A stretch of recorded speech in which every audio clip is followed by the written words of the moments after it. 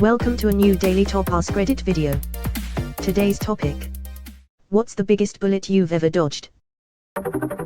I had 2 job offers in different states at the same time. The one I didn't take was offering more money, but I just didn't gel with the guy who would be my boss and really liked the guy who would be my boss at the lower offer. The better offer was in a state I had always wanted to live in, for a company I admired, but something felt off, so I went with the lower offer. I ended up meeting my wife in the city of the lower offer. Meanwhile, the company that had given me the higher offer abruptly closed and laid off their entire staff with no severance, so if I had taken that I would have been stuck on the other side of the country with no job and no money. Similar story. 2 offers, one for a little more money. The other had way better retirement plan. The interview for the good benefits company just didn't feel right, like the interviewer was trying to convince me not to take it. I took the other offer, and the good benefits company merged with another company, moved half their workforce to a 1-company town in BFE, Ohio, and laid off the rest. My interviewer at that company ended up becoming my co-worker at the other company. And his manager ended up being his and my manager at the other company.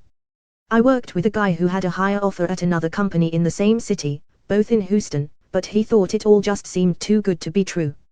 So, even though it offered more money and perks, he stuck by his spidey sense and took the lower paying job and passed on the job with arrow. Edit, thank you for the award. A literal one.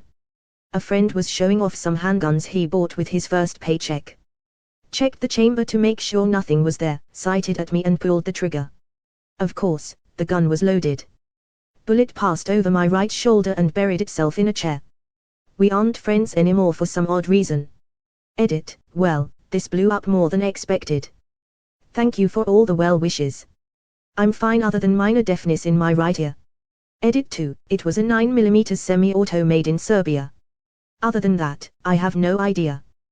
Gun safety is something everyone should learn before buying them. Glad you're okay, man. Me too. Don't hear fabulously out of my right ear, but no other damage. Some people are too dumb to risk hanging out with. He probably had the magazine loaded, and by checking the chamber he racked the slide and chambered the round. For anyone reading this, do not operate the action of any firearm unless the magazine is removed and the safety is in the on position. Edit, one of the big rules of gun safety is don't point guns at people unless you intend to use them. I'll never know for sure. He was really broken up about it and was certain he didn't see anything in the chamber and there was no way it was loaded. I assumed it was a blank at first until I saw the look of horror on his face. Once at a bar, a woman was surprisingly into me as we danced. If I had had more confidence back then, I definitely could have taken her home.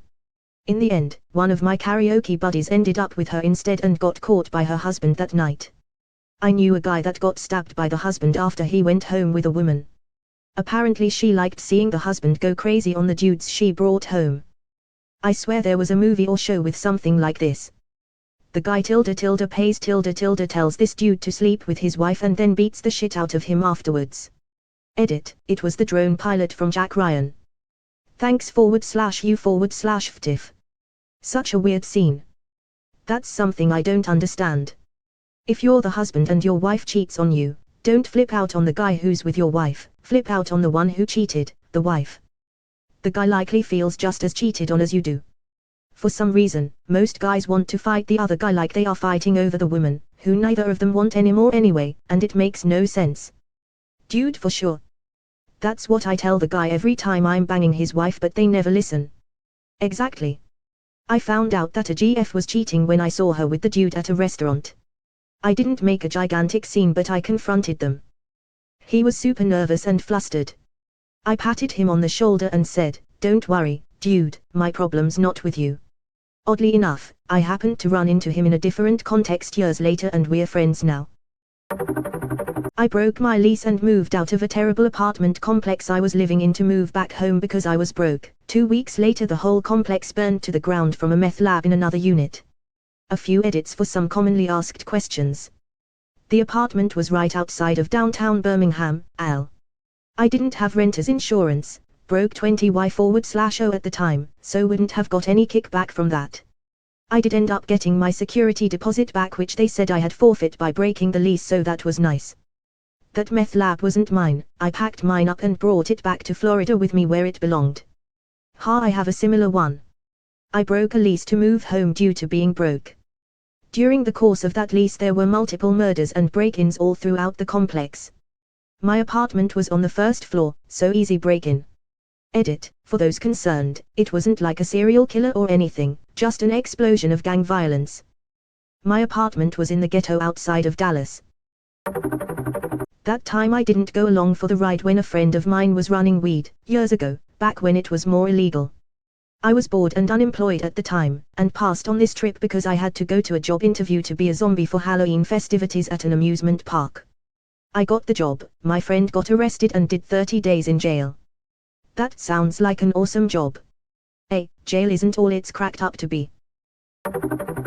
2005, my friend and I evacuated New Orleans 2 days before Hurricane Katrina and drove to Mississippi with the little money we had. We were trying to decide on where to stay for the night and it was between a mid-range hotel or the really cheap motel.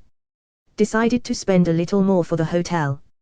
During the night the eye of the storm came through Mississippi and flattened the roof of the motel we decided against. My mom was going to leave for Katrina. I told her I was going to take me and my little sister and hitchhike if she didn't pack the car and leave within the hour. My dad didn't leave and he ended up on the roof with our neighbor because our house got flooded. No way all of us would have survived. Katrina decimated my town. Everything 2 miles inland or less was destroyed. This was my first ever experience dealing with a hurricane since I'm from the Midwest and was in New Orleans for college. Hope you and your family are all safe and doing well now. In 1996, my parents were deciding between 2 houses to move into. They picked the new construction that resulted in being placed on shoddy soil and years of lawsuits when we ultimately moved in 2001. Anyway, the other house they could have picked, presumably on better soil, would have placed my older sister at Columbine High School as a freshman for the 1998 to 1999 school year. Reading this at first like this doesn't seem like a dodged bullet. Like, literally, correct usage, dodged a bullet. I guess she dodged a bullet in more ways than one. High school GF wanted to talk about baby names. I was headed to college. No thoughts of being a parent. My mom even found a note in my pocket listing her favorites if we had a boy. Anyway, we broke up after 2 years. The next guy she dated was a dad within 9.5 mo's. She was gonna baby trap you, yikes. My ex-fierce tried to baby trap me. He could even look after our puppy so I said hell no to a baby.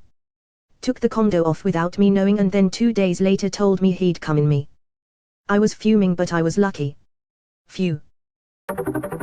I got on an intercity bus and almost sat in the middle but moved and sat at the back. The bus later collided with a truck and got opened up like a tin can. If I had sat where I originally intended I would have been killed. I was late to my bus and instead of running to catch it I decided to miss it and it was later hit by a speeding truck. Caught the one behind it and later saw the aftermath. 2 people died. It does raise the question if you did run down the bus would the 30 seconds of it stopping to pick you up have avoided the crash. My ex-girlfriend moved out of my house a day before the first lockdown in Spain. She previously pulled a knife on me. Dude, thank God. I was booked on Pan Am Flight 103 which went down over Losherby, Scotland. I didn't have a premonition or anything supernatural. I just decided to cancel my seat. Didn't think anything of it until the plane went down and my mother had written down my flight plan and reminded me. This was back in the day when you could cancel without a penalty up to a couple of days in advance. Pro tip: to avoid the few days away cancellation fees, call, or go online, and reschedule the flight for a week or 2 out. Then wait a day and cancel. Not me, a Dutch mate of mine living in Tasmania, had to visit his sick mum in Amsterdam. Booking his flight online, he said to his wife, "You know, I'm sick of flying Malaysian Airlines, the food is shit, the hostess are miserable, it'll cost more, but I'm booking with Singapore." So, instead of dying on MH17, he was on a plane 40 kilometers ahead of it. Edit, just to clarify, he was on way home from AMS. Butterfly effect: if someone at Malaysia had made a better menu he could have died. Or nobody would be dead if he took the flight. We'll never know. I almost fell for a pyramid scheme in high school. My friend brought me to one of their meetings, ACN, and I was so on board, but my parents talked me down. I was upset at them until I learned more about MLMs and quickly changed my mind. Sometimes I imagine where I'd be now if I went through with it. It wouldn't be pretty, that's for sure. Wow, I remember ACN. What a sham. Totally.